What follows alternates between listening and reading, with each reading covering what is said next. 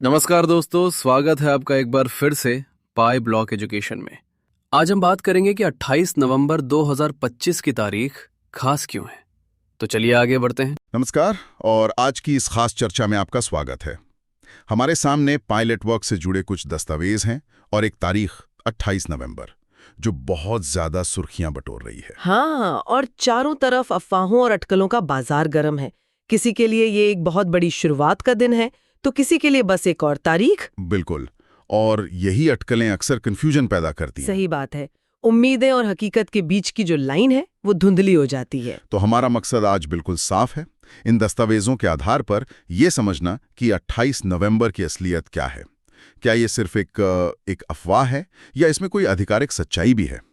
चलिए इसकी परतें खोलते हैं। हाँ, आज हम पाई नेटवर्क के EUMICA कंप्लायंट व्हाइट पेपर का विश्लेषण करेंगे और जानेंगे कि 28 नवंबर 2025 की तारीख का आधिकारिक मतलब क्या है, इसका GCV यानी ग्लोबल कंसेंसस वैल्यू से क्या लेना देना है और पाई यूजर्स के लिए इसके असल मायने क्या हो सकते हैं। बिल्कुल। तो सबसे पहले सबसे बुनियादी सवाल पर आते हैं। इन दस्तावेजों में मतलब ऑफिशियली 28 नवंबर के बारे में क्या लिखा है? क्या ये तारीख सच में कहीं मेंशन की गई है? यहीं से बात दिलचस्प होनी शुरू होती है। ये सिर्फ एक अफवाह नहीं है। ये तारीख पाई नेटवर्क द्वारा यूरोपियन यूनियन के लिए जारी किए गए एक बहुत ही गंभीर दस्तावेज में साफ साफ लिखी हुई है। अच्छा, कौन सा दस्तावेज है ये? ये है उनका MiCA compliant white paper. MiCA, ये नाम हाल में बहुत सुनने को मिल रहा है। हमारे सुनने वालों के लिए क्या आप थोड़ा संक्षेप में बता सकती हैं कि ये क्या है और ये इतना महत्वपूर्ण क्यों है? जरूर। मीका का मतलब है markets in crypto assets regulation. ये यूरोप में क्रिप्टो के लिए बनाया गया एक बहुत बड़ा और सख्त कानूनी ढांचा है। मतलब क्रिप्टो की दुनिया के लिए एक रूल बुक। हाँ, एक तरह से रूल बुक ही समझ लीजिए। कोई भी प्रोजेक्ट जो यूरोप में अपनी सर्विस देना चाहता है उसे इन नियमों का पालन करना ही होगा। तो जब पाई नेटवर्क इस फ्रेमवर्क के तहत कोई दस्तावेज जारी करता है तो वो कोई मार्केटिंग की चीज नहीं होती, बल्कि कानूनी घोषणा होती है। बिल्कुल, एक कानूनी घोषणा। तो इस कानूनी दस्तावेज में लिखा क्या है? दस्तावेज की सेक्शन F9 में एक लाइन है जो इस सारी चर्चा का केंद्र है। उसमें साफ लिखा है अंग्रेजी में, starting date of offer to the public और एडमिशन टू ट्रेडिंग 2025-11-28। अच्छा, starting date of admission to trading.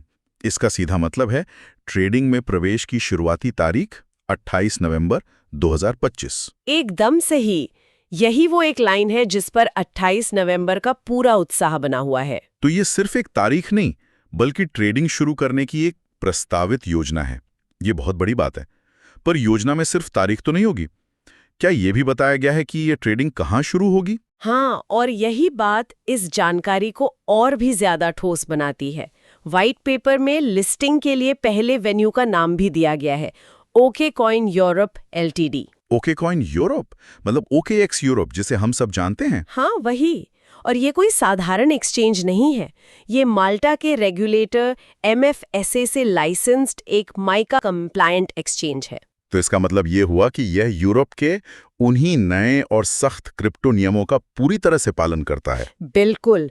तो ये किसी भी रैंडम एक्सचेंज पर लिस्टिंग नहीं है, बल्कि एक रेगुलेटेड माहौल में एक सोची समझी शुरुआत है। ये प्रोजेक्ट के इरादों के बारे में बहुत कुछ कहता है। हाँ, एक सिग्नल है कि प्रोजेक्ट का इरादा एक गंभीर लॉन्ग टर्म खिलाड़ी बनने का है। और सिर्फ व्हाइट पेपर ही नहीं, क्रिप्टोपोलिटन जैसी कई प्रतिष्ठित क्रिप्टो न्यूज वेबसाइट्स ने भी इस जानकारी की पुष्टि की है। अच्छा, तो जानकारी कई स्रोतों से मेल खाती है। हाँ, उत्साहित कर रही है वो तारीख से ज्यादा एक नंबर है, $3141159।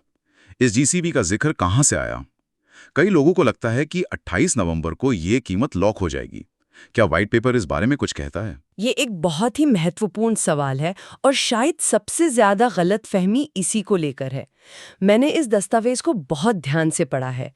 GCV या $314,159 जैसी किसी भी फिक्स्ड कीमत का दूर दूर तक कोई जिक्र नहीं है, एक भी बार नहीं। एक मिनट, व्हाइट पेपर में GCV का जिक्र एक बार भी नहीं है? ये तो बहुत बड़ी खबर है।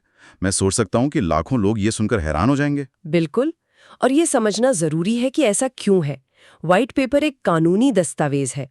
इसमें कोई भी कंपनी किसी कीमत की गारंटी दे ही नहीं सकती। अच्छा, इसके विपरीत व्हाइट पेपर साफ कहता है कि पाई कोई शेयर या सिक्योरिटी नहीं है जो किसी तरह के रेवेन्यू या मुनाफे का अधिकार देता हो। तो फिर ये है क्या? इसे सिर्फ एक डिजिटल करेंसी के तौर पर उपयोग के लिए डिजाइन किया गया है।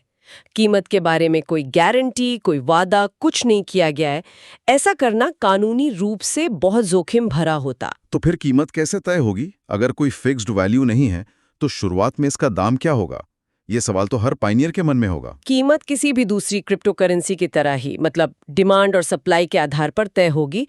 जब ये OKX यूरोप जैसे ओपन मार्केट में ट्रेड होना शुरू होगा, तब खरीदार और विक्रेता मिलकर बाजार की कीमत तय करेंगे। तो असल में 28 नवंबर पाई के लिए ग्रेजुएशन डे जैसा है। हाँ, आप कह सकते हैं। ये उस दिन एक सोशल एक्सपेरिमेंट से निकलकर असली दुनिया की बेरहम अर्थव्यवस्था का हिस्सा बनेगा। और इस दुनिया में उम्मीदों की नहीं, बल्कि डिमांड और सप्लाई की ही चलती है। लेकिन यहाँ एक सवाल उठता है, क्या समुदाय का इतना मजबूत विश्वास, भले ही वो एक अफवाह पर आधारित हो, शुरू में कीमत पर असर नहीं डालेगा? ये एक बेहतरीन सवाल है। हाँ, शुरुआत में सेंटिमेंट का असर जरूर दिखेगा। हो सकता है कि शुरुआती उत्साह की वजह से कीमत में तेजी आए, लेकिन बाजार बहुत जल्दी हकीकत पर आ जाता है। मतलब अगर बेचने वाले ज्यादा हुए तो कीमत नीचे जाएगी। अगर खरीदारों की संख्या बेचने वालों से ज्यादा होगी तो कीमत ऊपर जाएगी। अंत में कीमत उस स्तर पर टिकेगी जहां खरीदार और विक्रेता दोनों सहमत होंगे। यानी ये कीमत की खोज का पहला दिन होगा, कीमत तय होने का नहीं। ये एक बहुत बड़ा अंतर है। आपने बिल्कुल सही पकड़ा। ये प्राइस डिस्कवरी का पहला दिन होगा, एक रेगुलेटेड माहौल में। तो इसका मतलब ये हुआ कि ये सिर्फ लिस्टिंग के बारे में नहीं है। प्रोजेक्ट सिर्फ एक तारीख और एक एक्सचेंज पर फोकस नहीं कर रहा होगा।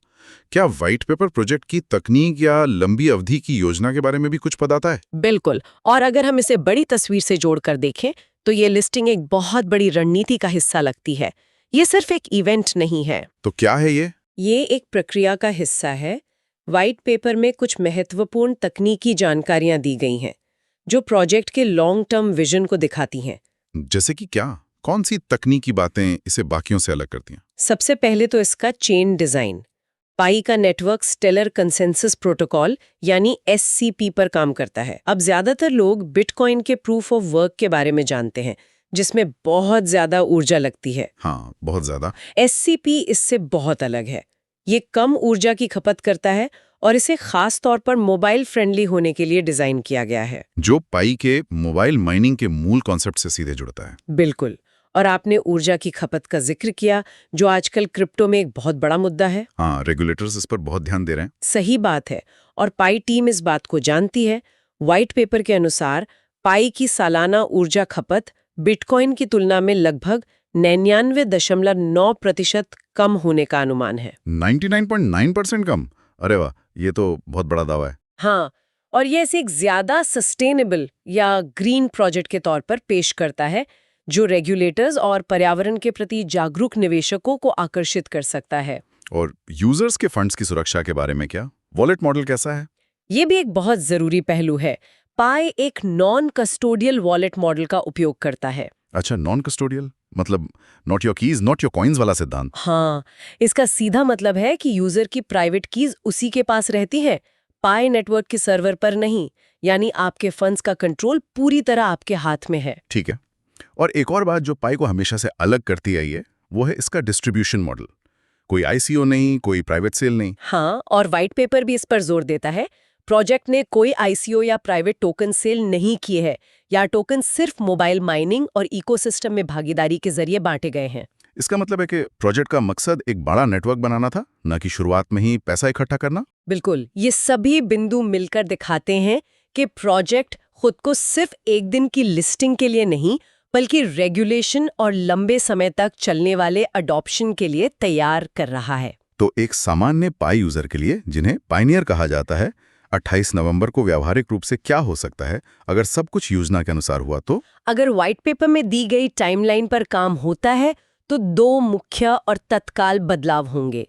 पहला, जैसा हमने चर्चा की, OKCoin यूरोप पर पहला पूरी तरह से रेगुलेटेड EU लिस्टिंग लाइव हो सकता है, जो पाई के लिए एक लिक्विड ओपन मार्केट का दरवाजा खोल देगा। हाँ, जहां कोई भी इसे यूरो या दूसरी करेंसी के बदले खरीद या बेच सकेगा। आज तक जो बंद इकोसिस्टम था वो पहली बार बाहरी दुनिया की वित्तीय प्रणाली से जुड़ेगा। और दूसरा ज्यादा जरूरी बदलाव क्या होगा? दूसरा और शायद ज्यादा महत्वपूर्ण बात यह है कि इसके बाद पाई की एक असली पारदर्शी बाजार कीमत सबके सामने आ जाएगी। अभी जो P2P ट्रेडिंग में अलग-अलग कीमतें चल रही हैं या जो मनगढ़ंत कीमतों पर बहस होती है, वो सब अप्रासंगिक हो सकता है। हाँ, ध्यान असली लिक्विडिटी, ट्रेडिंग वॉल्यूम और इकोसिस्टम के वास्तविक उपयोग पर शिफ्ट हो जाएगा। बहसें खत्म होंगी और डेटा बात करेगा। इसीलिए शायद ये बात इतनी फैल रही है कि 28 नवंबर को कई पायोनियर्स को शॉक लगेगा। ये बात अब ज्यादा समझ में आ रही है। हाँ, बिल्कुल। जिन लोगों ने अवास्तविक कीमत जैसे GCV की उम्मीदें लगा रखी हैं, उन्हें बाजार की हकीकत का सामना करना पड़ सकता है। हो सकता है कि शुरुआती कीमत उनकी उम्मीदों से बहुत कम हो। और वहीं दूसरी तरफ जो लोग इसे जीरो मानकर बैठे थे, उनके लिए एक असली कीमत का सामना आना भी एक सरप्राइज हो सकता है। सही कहा। बाजार किसी की उम्मीदों के हिसाब से नहीं चलता। लेकिन, और ये एक बहुत बड़ा लेकिन है, क्या ये तारीख पत्थर की लकीर है? क्या ये 100% गारंटी है कि 28 नवंबर 2025 को ये सब हो ही जाएगा? ये एक बहुत जरूरी चेतावनी है। व्हाइट पेपर में 28 नवंबर को इंटेंडेड यानी प्रस्तावित या इरादा की गई शुरुआती तारीख कहा गया है। ये एक वादा नहीं है, बल्कि एक इरादा है। हाँ, किसी भी रेगुलेटेड प्रोजेक्ट की तरह इसमें देरी हो सकती है। किस तरह की देरी हो सकती है? क्या आप कुछ उदाहरण दे सकती हैं? कई वजह हो सकती हैं। हो सकता है कोई बड़ी तकनीकी समस्या आ जाए, रेगुलेटरी तरफ से आखिरी समय में कोई और ज़रूरत सामने आ सकती है, या फिर एक्सचेंज की तरफ से ही कोई तैयारी पूरी न हो पाए। ऐसा तो बड़े से बड़े प्रोजेक्ट्स के साथ होता है। बिल्कुल। इसलिए इसे 100% गारंटी वाली घटना के बजाय आधिकारिक तौर पर नियोजित लक्ष्य तिथि मानना ज्यादा सही और व्यवहारिक होगा।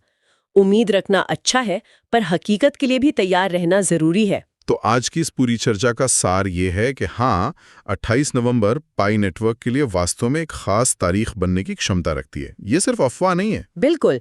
EU मीका व्हाइट पेपर के अनुसार यह वो दिन है जब पाई का पहला रेगुलेटेड एक्सचेंज लिस्टिंग, जो कि OKX यूरोप पर होगा, शुरू करने की योजना है। लेकिन बहुत बड़ा है। किसी भी फिक्स्ड GCV या 314159 जैसी गारंटीड कीमत की बात पूरी तरह से एक अफवाह है। हाँ, जिसका दस्तावेजों में कोई आधार नहीं है। असली कीमत बाजार तय करेगा, डिमांड और सप्लाई की ताकतें तय करेंगी, और ये कीमत किसी की भी उम्मीद से बहुत अलग हो सकती है, ज्यादा भी और कम भी। बिल्कुल।